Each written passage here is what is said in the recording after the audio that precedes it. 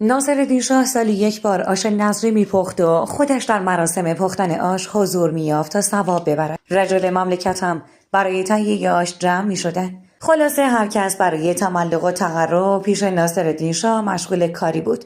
خود شاه هم بالای ایوان می نشست و قلیانش را می کشید. از بالا نظاره‌گر همه کارها بود. سرآشپز ناصرالدین شاه در پایان کار دستور میداد به در خانه هر یک از رجال کاسه آشی فرستاده میشد. او میبایست کاسه را از اشرفی پر میکرد و به دربار باز پس میفرست. کسانی را که خیلی میخواستند تحویل بگیرند روی آش آنها روغن بیشتری میریختند. واضح است آنکه کاسه کوچکی از دربار برایش فرستاده میشد کمتر ضرر میکرد و آنکه مثلا یک کاسه بزرگ آش که یک وجب هم روغن رویش ریخته بود دریافت میکرد حسابی بدبخت میشد. به همین دلیل در طول سال اگر آشپز باشی با هر یکی از اعیان یا وزرا دمخوری داشت او را میگفت آشی برایت بپزم که یک وجب روغن رویش باشه.